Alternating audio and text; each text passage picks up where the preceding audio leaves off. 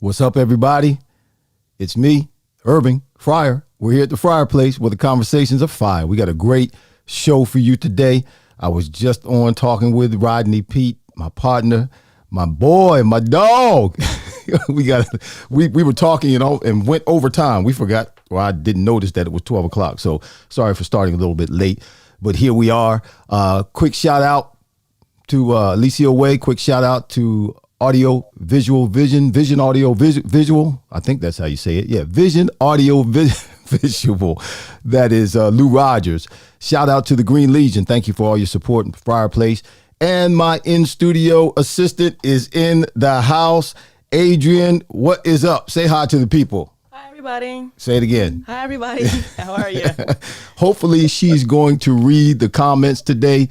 I don't know why she came in the studio last week and hijacked my show, but she did, and we've been getting a lot of great comments on the show last week. So apparently her hijacking the show last week was a great idea, but you're not going to hijack. You're not going to hijack the show today. You're going to stay over there where your mic is, and when it's time for the comments, we have a couple of comments already.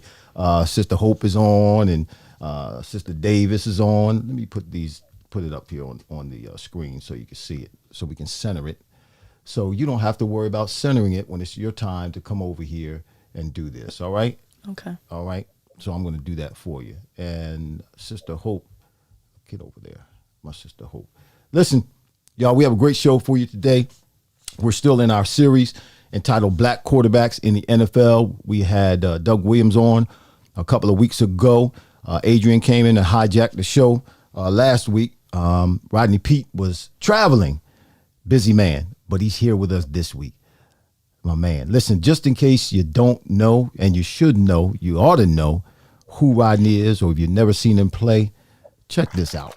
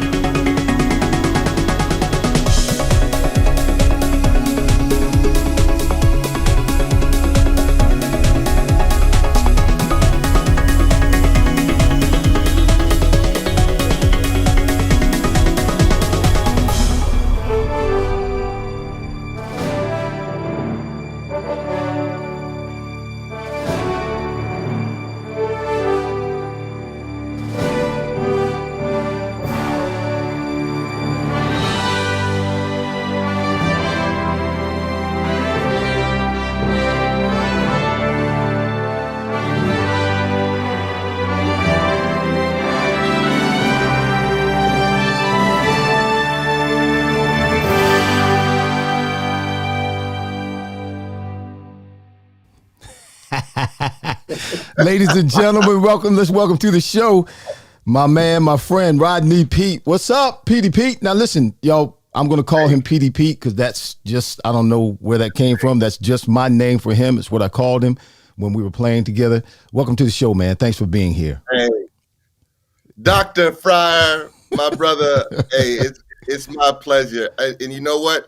I might need to borrow that tape, man, because my kids don't think I ever played, man. Listen. You know what? I was hoping.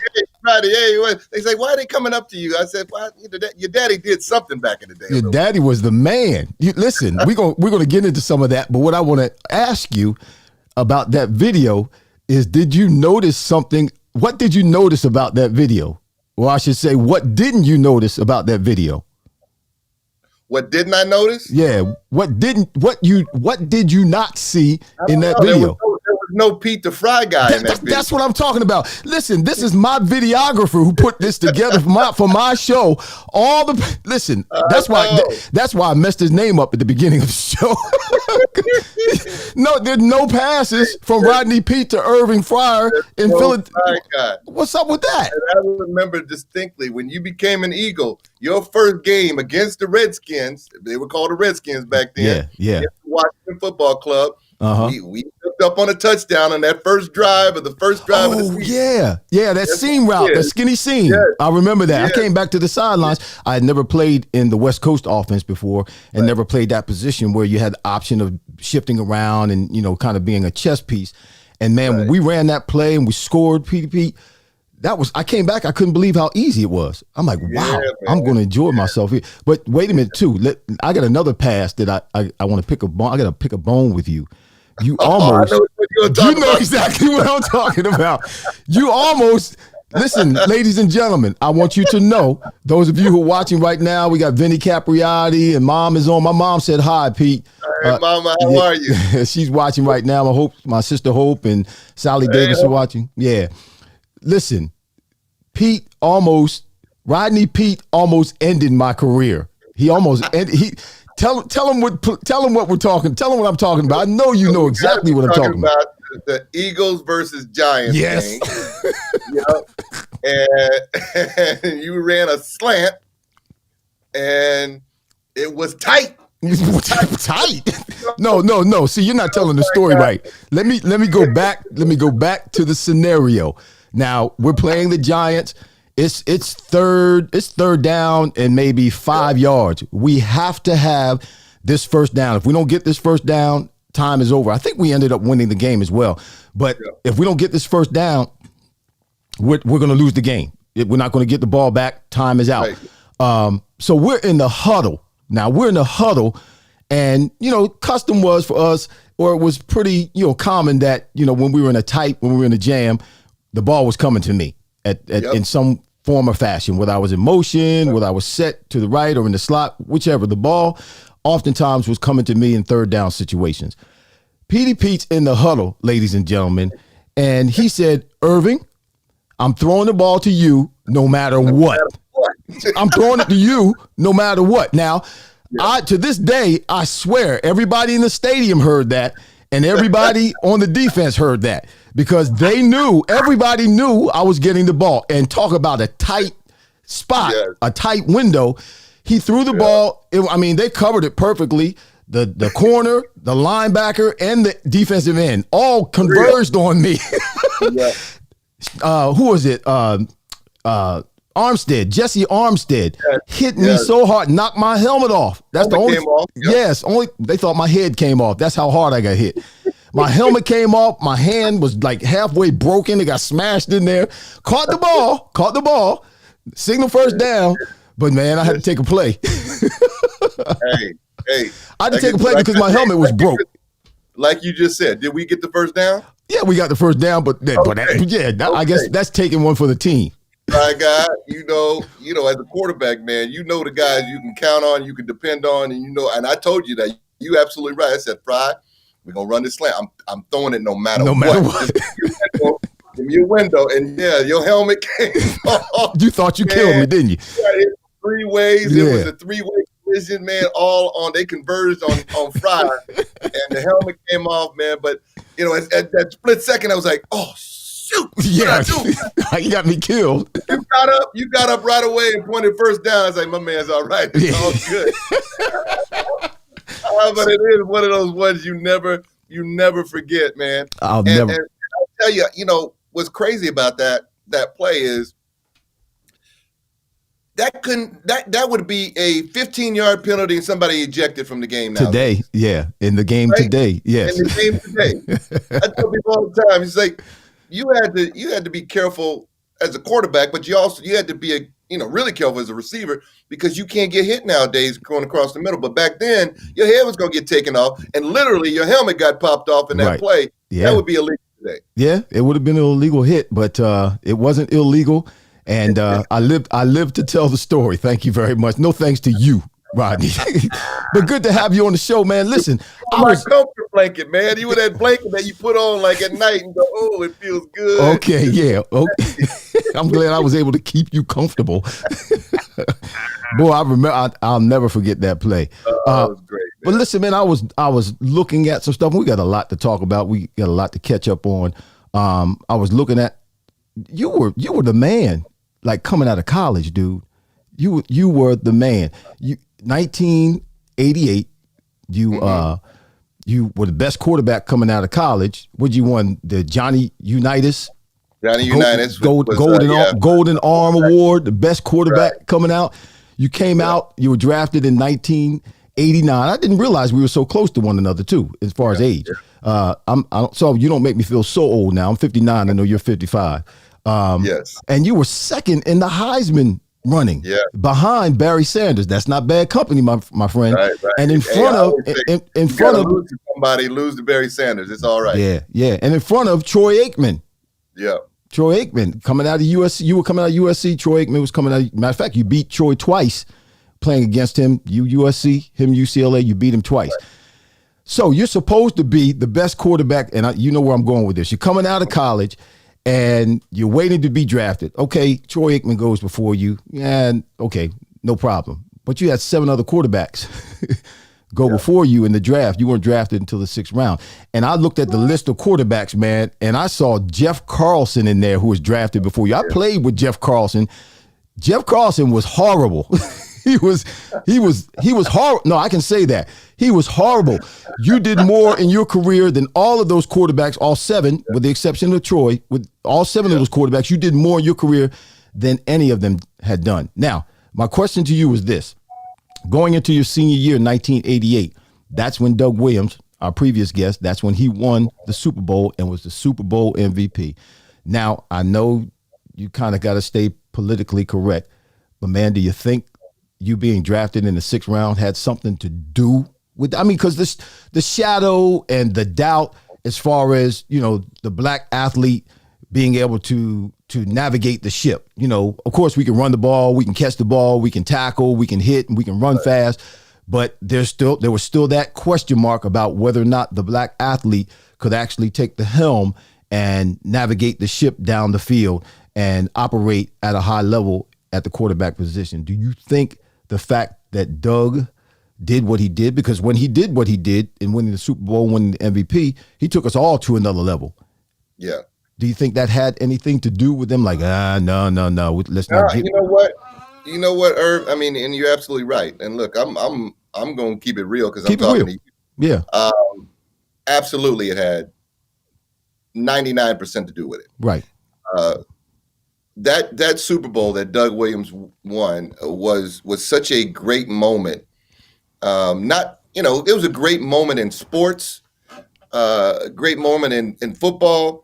But for people like me and that was aspiring to go to play in the National Football League, for him to win the Super Bowl and then for it to happen the way it did, where he was the MVP and he showed out in that game, it was amazing because he did that before I was going into my senior year, and I was like, okay, everything is laying out for me. Things are happening at the right time. Right. Doug Williams won the Super Bowl. At that time, you remember there was a whole lot of black quarterbacks in the league. It was only Warren Moon who was playing, and Warren had to go to Canada for 5 years before he got his shot. Right. And and then Randall Cunningham was in the league, but he was more of a punter at the time and really wasn't playing quarterback. And then they finally gave him his shot. Right. And we all saw what happened with Randall when he got his shot. Mm-hmm. So it was only those three guys. And so when Doug won it, I was like, oh, this is perfect for me coming out of college. Now the stigma is going to be gone. It's just, okay, black quarterback can lead a team, because that was a thing in the back rooms. Well, a black quarterback never led a team to a Super Bowl. He's never led a team through the playoffs and never been really successful. So we've got our excuse here. Well, they didn't have that excuse anymore because Doug blew that out of the water.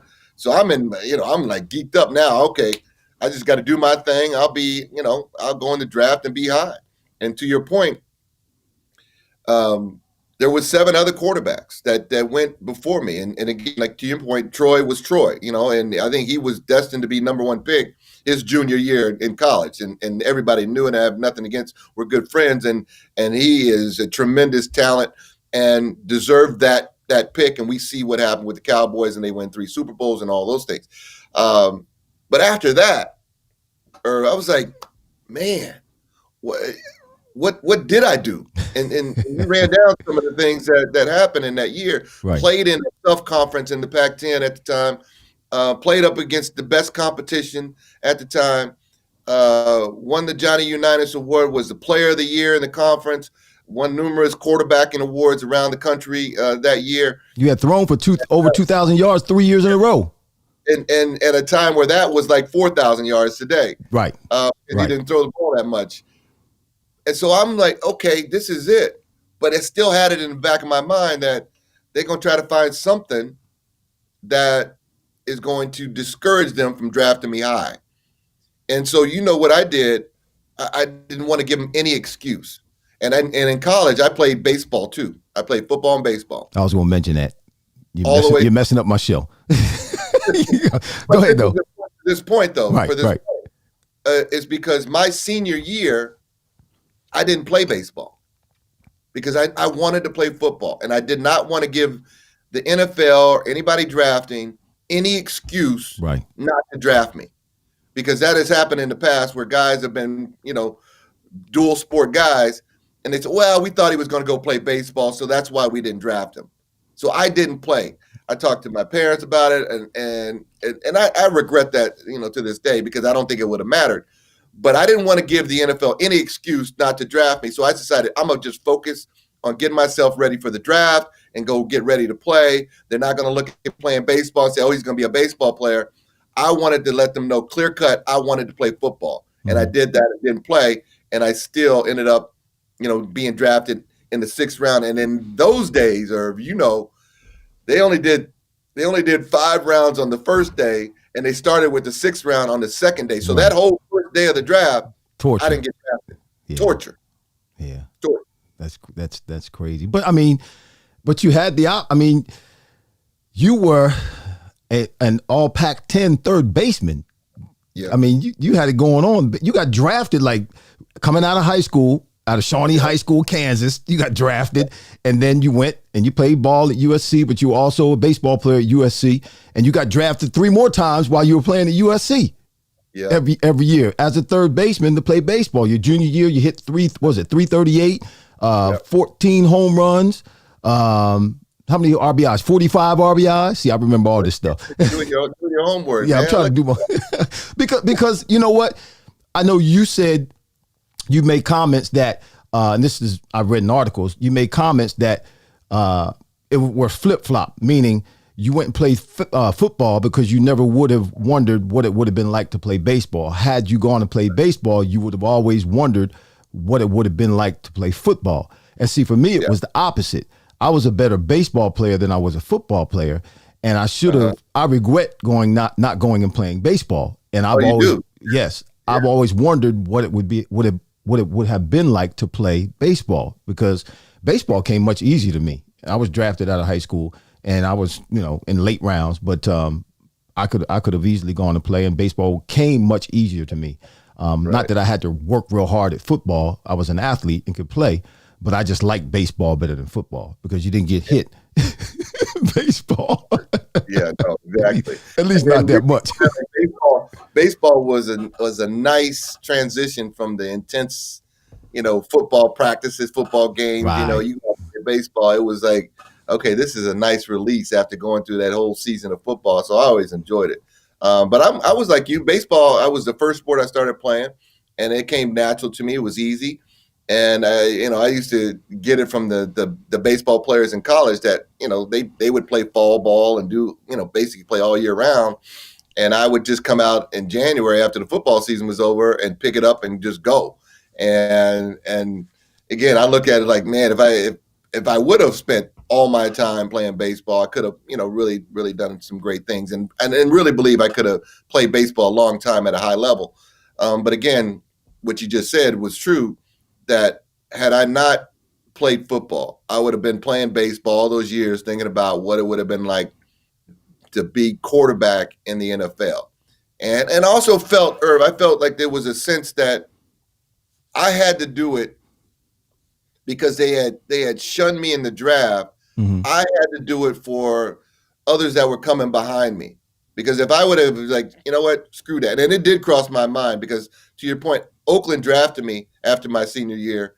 And so they drafted me after I went in the 6th round. And then when they saw that I went in the 6th round in football, they actively pursued me and was ready to throw some money at me. And I seriously considered it. But then I went back and thought, I got to go show that I can play football in the National Football League. I got to do that, not only for myself, but also for those that are coming behind me. Well, your name is always mentioned in obviously the great quarterbacks, black quarterbacks that have played in the NFL. I was excited when I came to Philadelphia as a free agent. I was excited to play with you. Matter of fact, you're the only black quarterback in the NFL I played with. Now, I have a record for playing with quarterbacks. I've got 19 quarterbacks under my belt in 17 years. You played 16 years. I played 17. I got 19 different quarterbacks. And that's an NFL record. I think Chris Carter is behind me with 17 or something like that. But yeah, I did have a black quarterback in college, Turner Gill. Yep. But you're the only black quarterback I played with. And everybody asks me. And he was another one I looked up to, Turner Gill, as well. Yeah. Growing up and watching you guys had a role in that Nebraska. Right. So everybody saw you. Mm-hmm. But Turner Gill was another one, man. I was like, ooh, Turner Gill, that's me. He's a baseball player too. And just did his thing. But he's like, one of those guys like, oh, he's got to be, he's going to be great at the next level. And just, again, fall into that, well, we don't think he can be successful. Right. All he did was win. And he ended up going to Canada, playing in Canada, and he ended up having several, I think it was like 6 concussions in a short period of time. So he had to retire from playing. And then he went into coaching, went back to Nebraska, then went to Buffalo, and then went to, I want to say Kansas, then ended up down at Lynchville. I forget what the name of that school is down there. But anyway, yes. So you were, and people ask me all the time, well, who, and they think I'm going to say Dan Marino. They ask me, they say, well, who threw the ball the hardest? I tell them Rodney Peete. Rodney Peete. Did you know that you threw the ball? You could throw, and you would make up your mind, just like you did in that Giants game. It could be a small window. Y'all, listen to me. It could be a small window. That's the mind of a third baseman. It could be a small window, and Rodney was convinced that he could throw the ball through that window to the receiver. But man, you threw the ball. You had a hard ball, but you were smooth. You're the man. You had more passing yards when you retired, and that record was broken eventually, but you had more passing yards than anybody else who had played the quarterback position at USC. Yeah. More passing yards in the NFL than any quarterback that had come through USC. So you did a lot, man. And I didn't realize until I started doing my research that you were bad like that. You had it going on, man. So I'm glad to know you, man. I mean, you're in the Arizona Sports Hall of Fame. You're in the USC Sports Hall of Fame. Come on, man. You are the man. And now look at you. You're famous not necessarily because of your athletic ability and what you've accomplished in sports and professional sports, but now you're famous because you on the scene. You're doing radio shows. You had a couple of shows. Meet the Pete's, for Pete's sake. How did you get into that? And when did you start acting? Because you always were kind of not a comedian kind of guy, but you always could captivate the audience. You articulate well, you speak well, you're a good looking man. I'm not funny, not being funny, but you're a good looking man. So I mean that you fit right in with that. How did you get involved with those shows? Well, at USC, because where it's located, there was a lot of opportunities to work in TV and do some things, and I was able to kind of start it there, but after playing, I would come back to LA. I would work at some local stations and do some things like that. But more, what took it to another level, Irv, and you know this because you know her. But when I got married to Holly, it just because I married up, she dragged me along with her. She dragged me along with her. No, but let me ask you this: did you have a plan when you married her to be dragged up? Did you have an I'm not saying there was an ulterior motive. But did you have a motive? No, you know what? I didn't have a motive, and what I liked about her in that situation when we met, because I knew her, but I didn't know her, and we had a lot of mutual friends, but we never really met, and then finally we did, and we dated for a couple of years, and then got married. But what I appreciated, Irvin, there's the time commitment, the strain and the stress of what you have to do to get ready to play. And then during the season, what you have to do to kind of be focused about playing. In her world, when she was acting, it was similar. So she got that whole routine. So it wasn't like I had, someone where I had to explain, well, I gotta go away for a month, or I gotta go away for 6 months. I mean, she got all of that. And then for me, I knew eventually after I got done playing, I also wanted to stay in the business somehow and in the business. And so it was a natural fit for me because that's what I wanted to do after I got done playing, and was able to do some things. As soon as I retired, was able to go to Fox and work on a show called Best Damn Sports Show for a number of years. Yeah, and I remember that. Yeah, it was good. But I will say that the reality show, that was all her. That wasn't something that. So that I was, did you not want to do the reality show? I was not really I'm not on board. I put it that way. I was not 100% on board. I'm gonna have to go back and watch some of those episodes to see if you were to see what your attitude was and your countenance was in some of those episodes. Yeah, early on I did phone a couple of them in, but I'm telling you, it was. As time went on, it was really good, because what it did was it gave, and she knew this all along when she was pitching it and making sure that we did this, is that it gave us a platform to speak on a lot of other things. And we had a lot of control over the content. We had a lot of control over, what was happening. As you know, our son, RJ, our oldest, is diagnosed with autism. So right. He really joined in that fight and really jumped in with both feet. So it gave us an opportunity to kind of explain to the world what autism really was, and just allow the world to see him and try to normalize it, because it became, one of the things that we saw firsthand, that people were like, oh, let's stay away from that kid or that. We don't know what this is, and why is he acting this way? So we, and through the reality show, were able to educate, a lot of people about autism and kids with special needs, and bring some normalcy to it. And I think it really helped not only us, but it helped, I think, a number of families when they watched the show, because we really tried to focus a lot on RJ and his journey. Well, why don't you just take a minute and do that for us for a second? I know, because, I mean, just watching the two of you, or watching your family, I should say, from a distance, you got the Holly Rod Foundation. You've had these shows on where you've been able to explain, the situation and help people become aware of what autism is all about. And like you said, bring some normalcy to it, and not have people look at it like it's some kind of leprosy or something like that, where it's something that people need to, distance themselves from.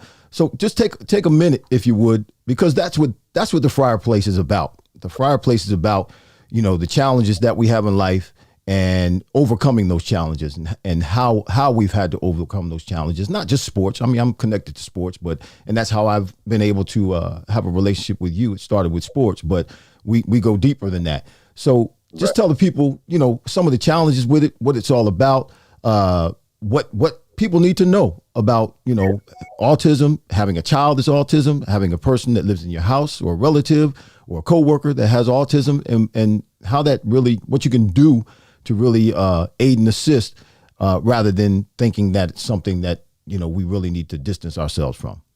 Yeah, and I appreciate that. But yeah, it's been a journey, a long journey for us and our son. We started. Holly and I married in '95, and then 3 years after that, we started our foundation, and it started because her dad. By the way, her dad, Matthew Robinson, was the original Gordon on Sesame Street. For Wow. those that, oh yeah, he was not the bald head Gordon on Sesame Street, but he was the one with the afro on the side and the pork chop sideburns. He was the guy in the early '70s as Gordon. Yeah, I saw an episode with her going back with him. Yeah, I saw that. You're right. Yeah. Thanks. Yeah. So he had Parkinson's later on in his life. Got it at an early age, in his 40s, and then later passed away. And we were in that fight with him and in that journey with him. And a lot of people didn't know what Parkinson's was, kind of similar to the autism thing. Didn't know what Parkinson's, they lumped it in. Oh, is it Alzheimer's? Is it dementia? What is it? And so we started it to help other families because it becomes very expensive, especially in this country where you don't have universal health care for everyone. It becomes expensive because insurance only covers so much. And we were fortunate enough to handle his situation. So that's why we started the foundation. Well, fast forward, Irv, until our kids were born. At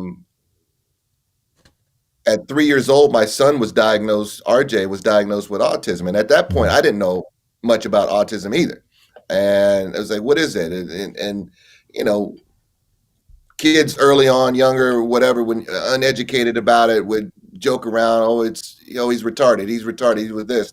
Right. Come to find out, I mean, that's, kind of a derogatory term for a lot of things, especially kids with autism. Right. And autism is really just, it is a neurological disorder. And all it is the kids' brains function differently. Right. And they don't see things the way, say, we see things. Doesn't make them doesn't make them bad, just makes them different. Mm-hmm. And so I had to educate myself on what it is. And so for me, and being an athlete, the journey was hard, or we almost got divorced because of it. Mm-hmm. Because it was one of those things where you have to jump in, and we tell families all the time when we talk to people that have just gotten a diagnosis that early diagnosis, first of all, is the key. And then you got to jump in with both feet with treatment and therapies and speech therapies and occupational therapies. And you got to work with these kids as much as possible because it is a growth process. And I didn't understand that. I did the old school because my dad was a coach too. So I'm going to coach it out of him. Or that's what I thought. Yep. Let's tough it out. Yep. Let's tough it out.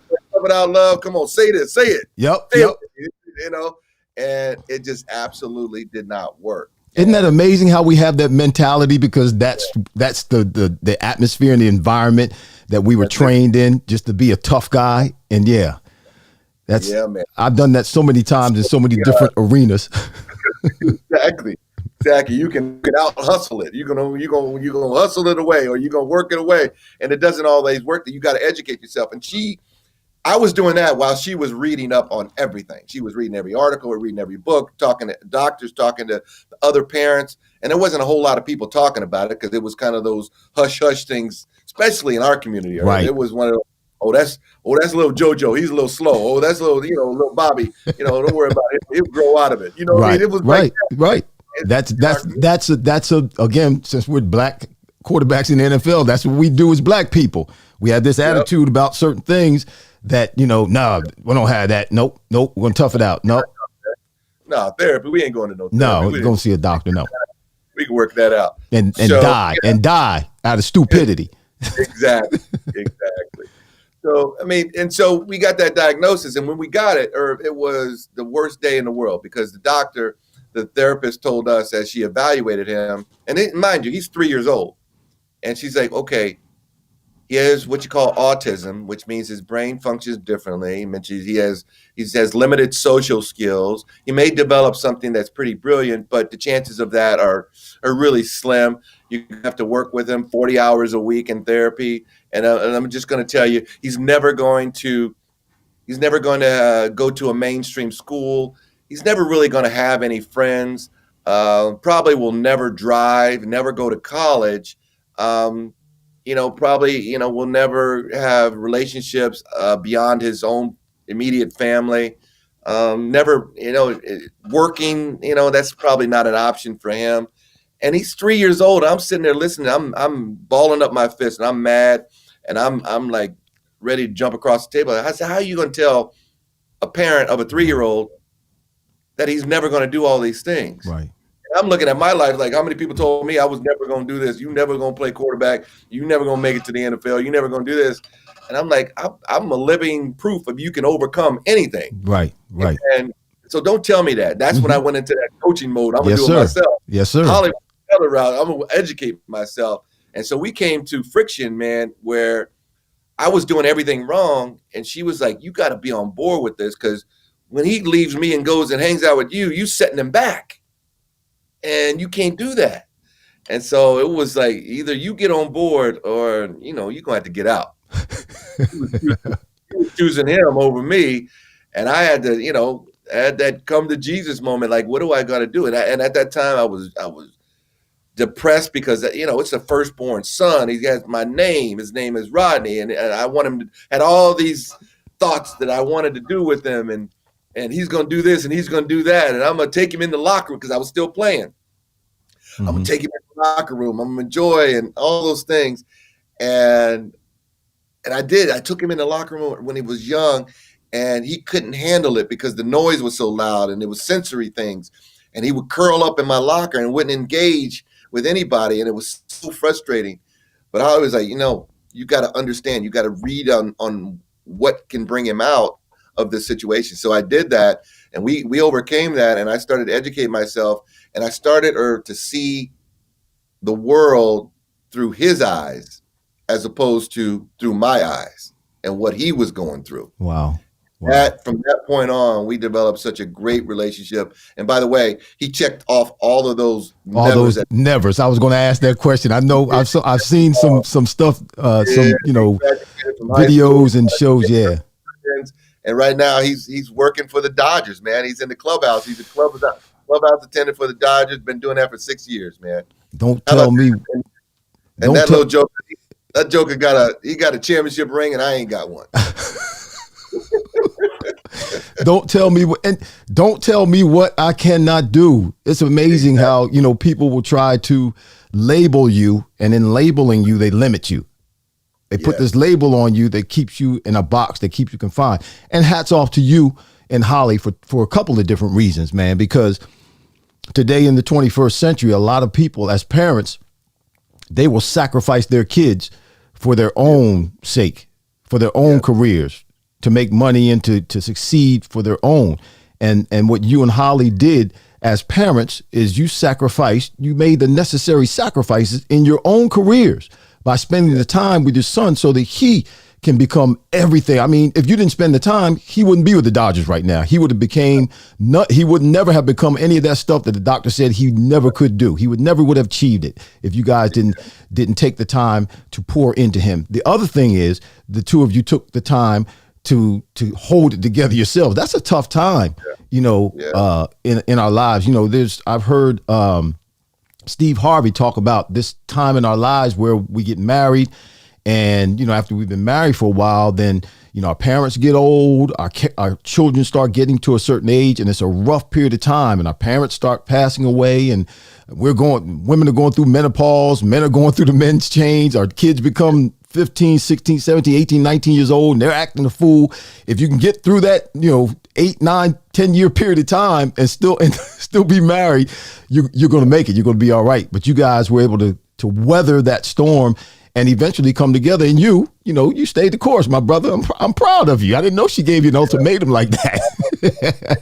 Tough, brother. You was tough on him, and still is. You know what I mean? It's like, but I accept that, man. I'm always going to be a work in progress. So it was good, and together, to your point, we were able to take the roller coaster ride and do it together, man. And he has come out the other side as being a great young man, and I'm so proud of him. And he is, he is my inspiration and everybody else's inspiration around him that sees him and seeing what he's able to do when a lot of people said he wouldn't be able to do it. That's then there was an episode, and that's wonderful, man. I'm happy. It makes me, that inspires me. It makes me happy, because that's how we get better. We have challenges, we have issues, we have hurdles we have to get over, and when we do it, we look back on the other side, and we become stronger, better, wiser, and just we become better people because of the challenges. But you also had a challenge too, or I guess maybe you still do, and probably like I do. But you, there was an episode where you talked about you had some lesions on your brain. How's that going? Are you okay? Did that lead to anything? No, it hasn't. Great. They're kind of dormant. I've changed a lot of things in my life. But it's a scary thing. We know a lot of people, a lot of people we played with that are had a tough road, and some of them have passed on. And we played a tough game, man, where it was, at a time where it wasn't about your health. It was about get on the field, stay healthy, whatever it takes to be on the field. And the things that we did to our bodies, they gave us to put in our bodies. Right. They take its toll on you, and to be able to recognize. And to your point, where we were just talking about, especially in the Black community, that we don't want to know the bad stuff, man. I don't want to go to the doctor. He may tell me something bad. Well, you gotta go. You gotta go get checked out. Right. You gotta go, whether it's your brain, whether it's your prostate, whether it's anything. When you gotta go check it out, because like anything in life, the earlier you detect something, the better chance you have of curing it or preventing it from happening again. But yeah, it's a scary thing. And I, it did change some things in me. I mean, put a lot of things in perspective, but in terms of where that is, and the scary part about it is that it's there, but you don't know when it's going to rear its head, right? You don't know 5 years from now, I might start to decline, or 10 years from now, or maybe not until I'm passed on. But playing a sport like we did, having as many concussions as I did, there's something going on. And so as the older you get, you got to try, your body don't bounce back like it used to. So you got to try to do the things right. And one thing I definitely did 3 years ago is I stopped drinking. I had no more alcohol or anything with me. And that number one changed a lot of things in my life in terms of just clarity and health and all those things that I need to do at 55 to keep me going, as long as the Lord is going to let me go. Right. And you weren't, as far as I know, you weren't a heavy drinker. No. Just stopping drinking in itself, made a big difference. You can tell, you feel different. You think your clarity, like you said, clarity of thought, it gives you more energy. Some people say drink more water. You drink more water, it makes a difference. And particularly those of you who are watching, those of us who are, getting in our 50s and late 40s, early 50s, late 50s, you really have to start taking care of yourself, eating right, being aware of what it is you're putting in your body. And Lord knows, try to get some doggone exercise. try to exercise. Whatever. Yeah, and you don't have to go run 5 miles. Go walk. Right. Go walk. Get your heart rate above normal, and do some exercise. Breathe in some air, and give yourself a chance to be productive, rather than the latter years of your life. You got to sit around and have someone take care of you. I mean, what's going to happen is going to happen, because yes, particularly to us, we were, for me, there was a fine line between being stupid and being tough. And I found, when I look back on my career, there were a lot of times, Pete, that I was on the field that I had no business being on that field. I thought I was being tough, and I could have swore I was being tough, and you couldn't tell me any different than I was being tough. But I was stupid, absolutely stupid, trying to be a tough guy and play for my teammates and play for the fans. Putting my body and my future in jeopardy. Now, you did that one time for me. You were. I know. But it was the mentality of the game at that time. But also, that's how we were taught. You had a different mentality within all of that, because the game was that you were yourself. You were never coming off the field, right? No matter what happened. Even Yeah, I when didn't your come off helmet the field. Yeah. was off by 3 people, you were not coming off the field. And it was like that badge of honor. To your point is I'm tough. You're not going to be at the best of me. That was just the way you fought for your 17 years in the NFL and in college and your whole life. It's like, hey, I'm as tough as anybody out there, big or small, I don't care. That's what I loved about you, and you loved, people loved about you, man. But to your point is like, we just did it, man. There was no thought about health Right. or long-term effects or anything like that. And we weren't getting assisted by the league at that time either. No, no assistance. Listen, No. you're currently doing and thank you for being transparent. Thank you for sharing. I know that's personal to you, but there's victory in the end of it. And I know it was hard for you years ago when your son Rodney Jr. was first born, but now you look back on it, man. It's just a triumph. It's a great story. Yeah. It's there for other people to use as an example that they can learn from and use as a guideline if they find themselves in that same kind of position. But now I want to shift a little bit. Back to football a little bit, okay? And I know you're doing a sports radio show, afternoon show in LA. Right. And we really can't, I don't know, can we get you on this side over here? It's on the iHeart. It's in the iHeart family. So iHeart is the parent company of where I work for in LA. Even though it's a local show, if you can go to the iHeart app, and then it was called Rogan and Rodney, and you can get it through the iHeart app. Like Rogan and Rodney. I should have called you and had you give that to me earlier. Yeah. That way I could have put it up on the screen, but I can't do that now. Man. I don't want to do that during the show. Too much trouble. Good. But listen, so I don't know if you follow football, particularly Philadelphia here. You know, we've got Jalen Hurts. I'm sure you know something about what's going on back here, and he's struggling. The whole team is struggling. We got a novice for a coach. But I just wanted to talk about the difference in the game now. Like you started to talk about the difference in the game now and the difference then. But how much coaching makes a difference? You know, I see the problem with the Eagles now, and I'm not trying to make this an Eagles segment, but there's a problem with the coaching with Jalen, and I feel as though Jalen, his career is at jeopardy because he has a coach that really doesn't know how to develop him, i.e., and I want to talk about this, Dana Bible. You remember Dana Bible? Yeah. Do you remember when Dana Bible came to Philadelphia? John Gruden left and Dana Bible came. Bobby Horn was doing okay. I mean, you were playing. They had determined Bobby Horn was going to be the starter. You were still there. Ty was still there. And Bobby was doing okay that latter part of that year, which was my second year with the Eagles, because Gruden was coaching him. He was coaching him. And Bobby ended up with Gruden at the Raiders as well. But then Dana Bible came in, and Dana really just he just didn't know anything, man. I don't think people realize what happened that year. We went from being a bad team at the beginning of the year to just absolutely being a worse team because it was Dana Bible's fault, if you ask me. You remember that year? I do. That was my last year there too. You got out too.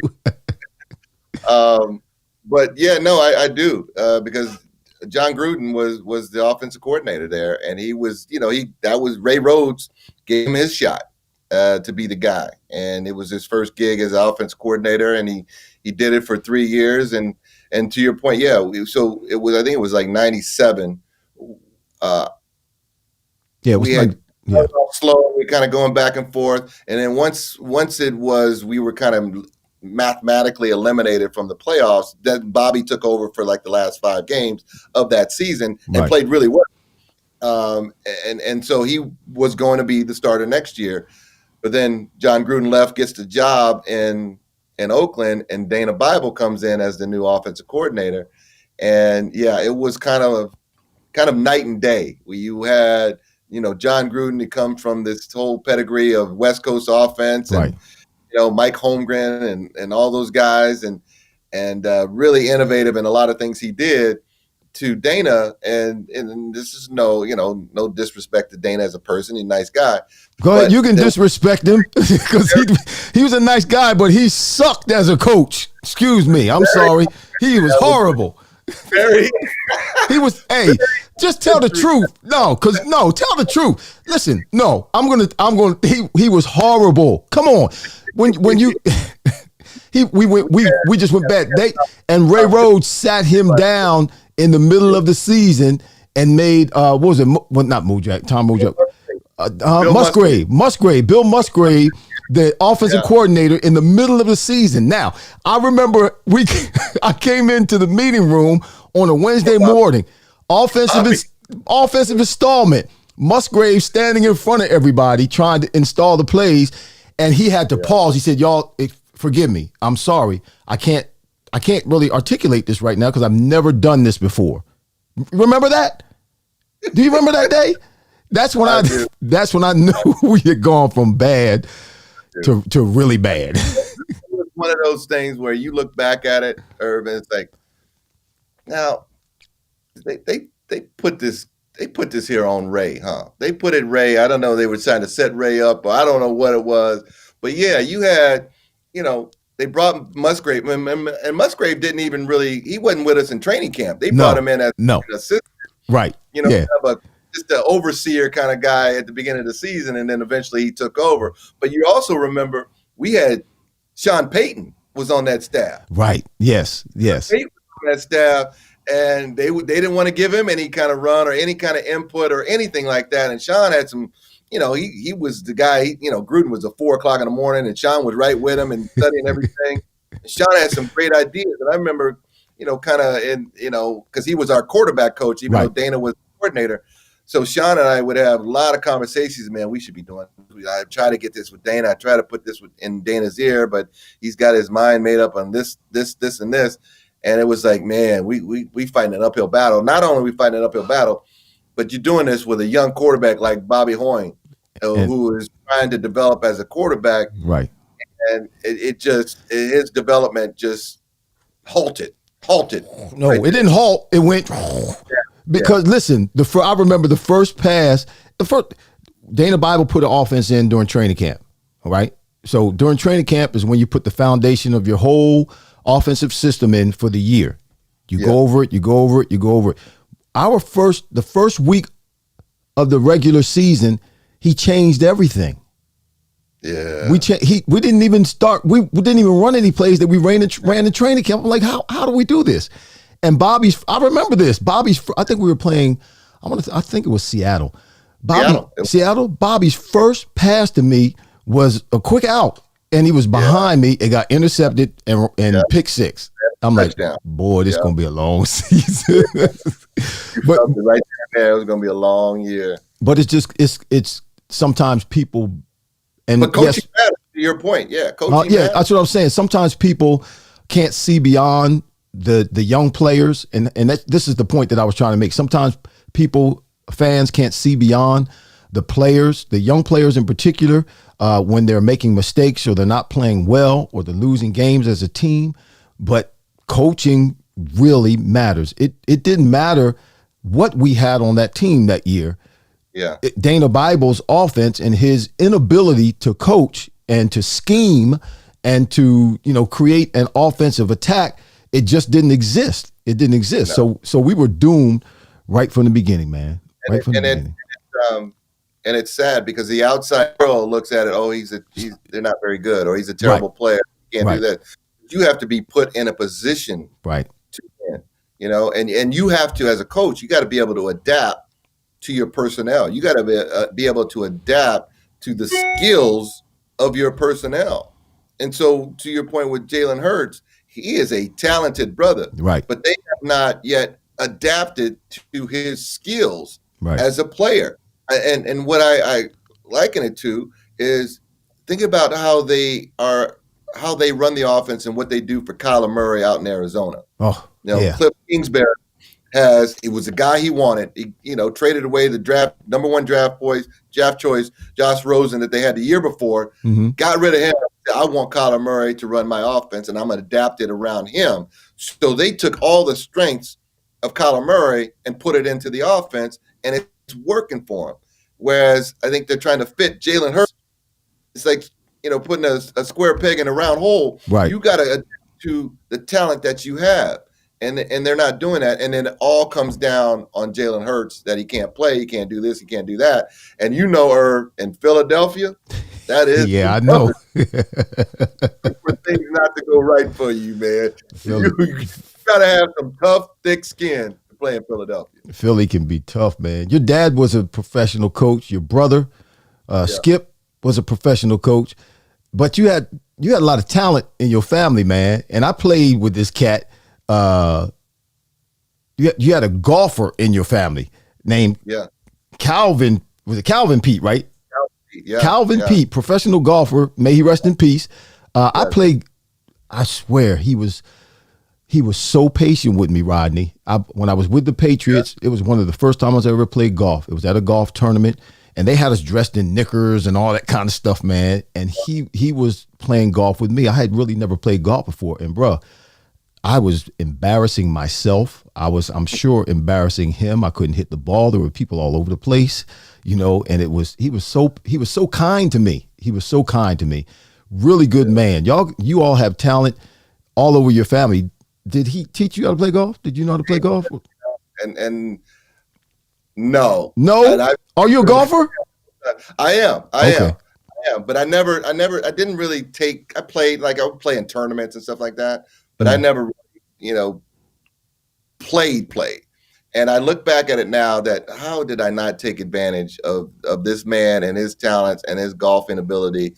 Because he was one of the most, to your point, patient, but also one of the most accurate golfers on the course and on the tour. I think he still holds some records, or is in the top 5 in terms of accuracy from his tee to green and fairways. But yeah, no, tremendous talent, great guy, and broke a lot of color barriers when he played, man. So in a game and in a sport where there wasn't a whole lot of us playing, he was doing his thing. Yeah, it sounds like that same tenacity that you had.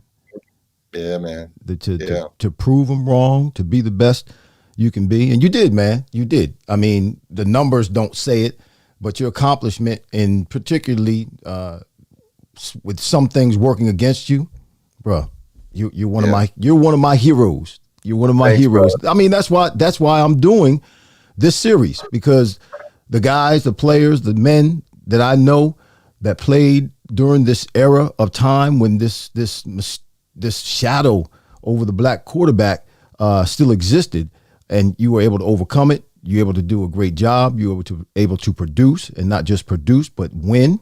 Have a successful career. You did it for 16 years, man. Cats don't play 16 years anymore. You overcame an Achilles rupture. That in itself is awesome. So, man. Yeah, that reminds me, and I'll say this to you, because I don't want to end the show without letting you know this. I did have the Achilles. It was my 3rd year. I was in Detroit when I had the Achilles tear, and I came back from it. But I also, if you remember, it was 96, man. We had it rolling too.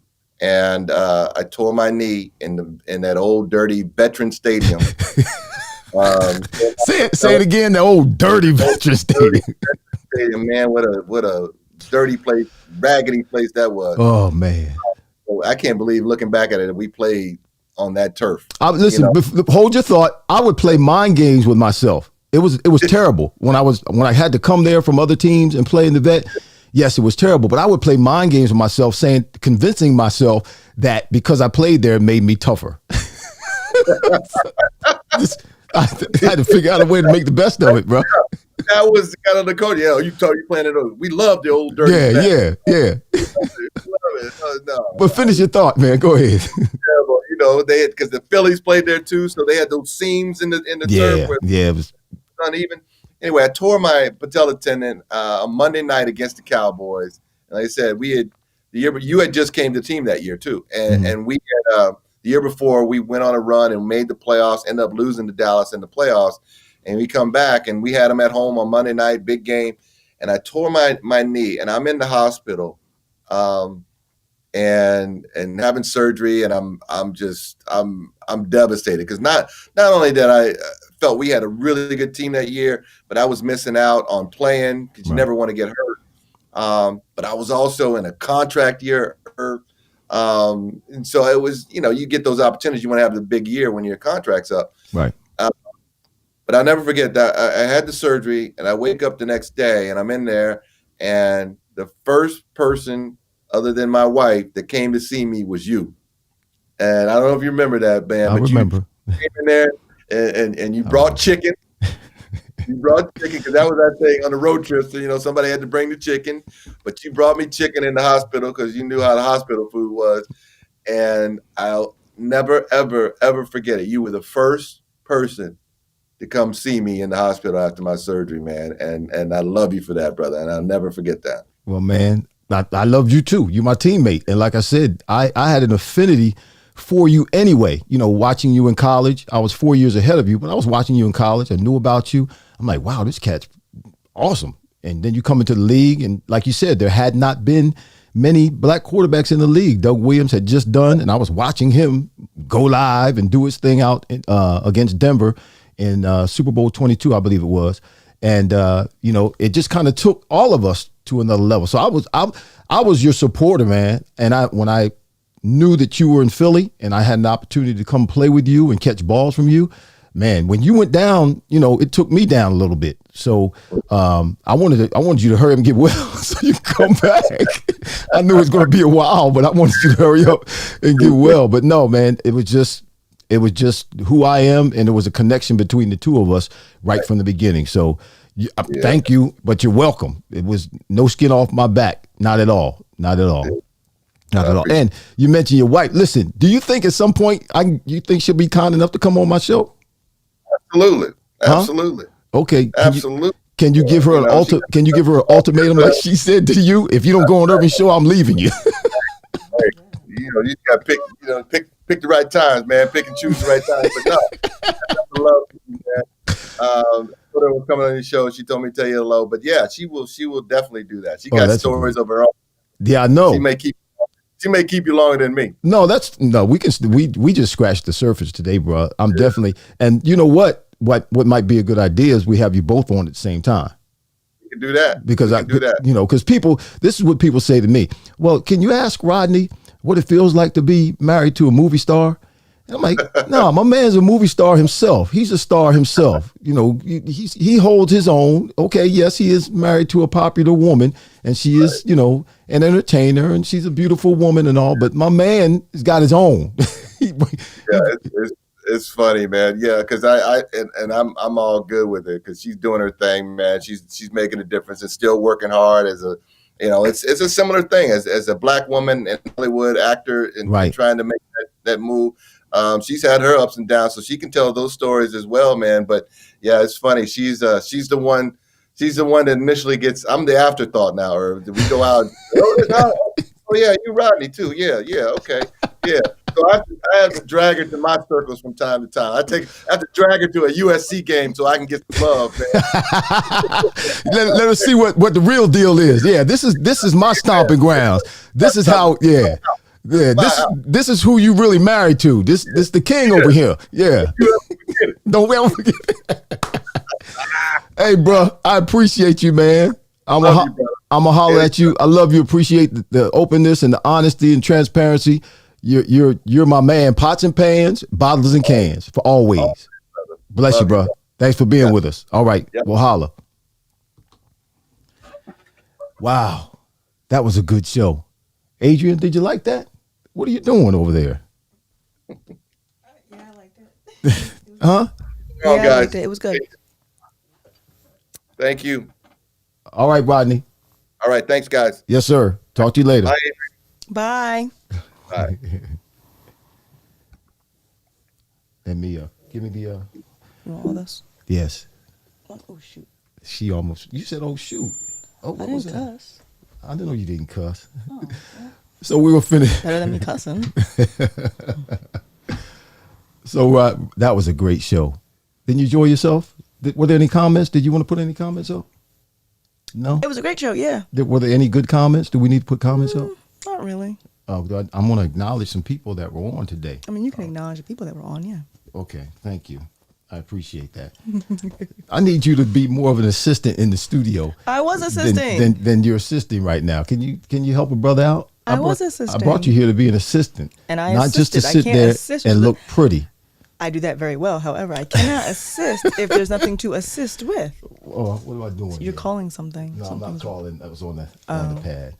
All right, so I just want to acknowledge some of you who were watching. I hope you enjoyed that show. That's my man Rodney. We go back, and yeah, when he was in the hospital, it bothered me. So yes, I went to go see him because I didn't want to see him go down like that. I wanted to support him and be there for him and be one of the first people to talk with him. So why is that? Why are we getting feedback? Because you have me up so high, and these headphones are loud. That's probably what the feedback is. Okay. Sylvester Webb, thanks for being with us. Let me see if I can get this on here. Okay. Rich, good to see you. Yeah. It was a good show. Yes, it was. Rashid, great show. Thank you, sir. Sylvester Webb, always good to see you. I'm trying to. Vinny, good show. Yeah, it was a good show. It's a good series. This is learning a lot. Pete's have been through a lot. You know, sometimes we see people who are in what we may consider to be high places, people who are celebrities, who, you know, we think are an exception to the rules. But no, nobody is exempt from trouble. No one is exempt from challenges. No one. Here they are. The child is born. The doctor's telling them what their child's not going to be, and they either responded the way they would either respond the way they did, or they could have accepted what the doctor said and allowed their child to never fulfill any of the potential. Though he has autism, he still has potential, and they could have responded in a way that he never would have reached any of his potential, and he never would have worked for the Dodgers. He's working for the Dodgers right now. That's amazing. Great story about his son. I keep moving this. Great story about his son. Yes, it was, Dwayne. Thanks for being with us today. My in-studio assistant's supposed to be doing this for me, but she just... You took it from me. What are you doing over there? What are you watching? I wasn't watching anything. I don't think they can hear me. They can hear you. Oh, I just don't have my headphones in. Yeah, just you don't kidding. have your headphones in. Well, that's because they were loud. See, but they're supposed to be loud so you can hear. I was assisting. You took the thing from me. Okay. Mom, yes, it was a good show. My mom said, good afternoon, son. All right, we're going to get out of here. I'm going to get out of here. Listen, shout out to Alicia Way for these dope overlays. I'm just kind of overwhelmed. It was a great conversation. It was good talking to my friend, my former teammate, and yeah, his wife is a very, very, very nice lady. Always interacted with us. Always participated in some of the things we were doing. So we thank God for her. We're going to have her on the show. Yes, she's got a bunch of holiday shows coming up. She does these holiday shows for Hallmark, and it's Christmas season, Thanksgiving coming right up, then Christmas. So those shows air during this time of the year. So it will be apropos to have her on the show sometime in December while we're celebrating the Christmas post-Thanksgiving, pre-Christmas season. All right, so we're going to have her on the show. But thank you all for joining us. I don't know why this is not scrolling down like it's supposed to scroll. Alicio, thank you. Alicia Way, shout out. Lou Rogers, Vision, Audio, Visual. Even though you did not put a highlight in of a pass being thrown to me by Rodney Peete, I forgive you. Green Legion, shout out to you. Thanks for your support of the Fireplace. In-studio assistant, shout out to the people. Hi. Y'all, we're gonna be back next week, same time, same place, same purpose, to have conversations that are fire here on the Fireplace. We'll see you next week. God bless you. Have a great weekend.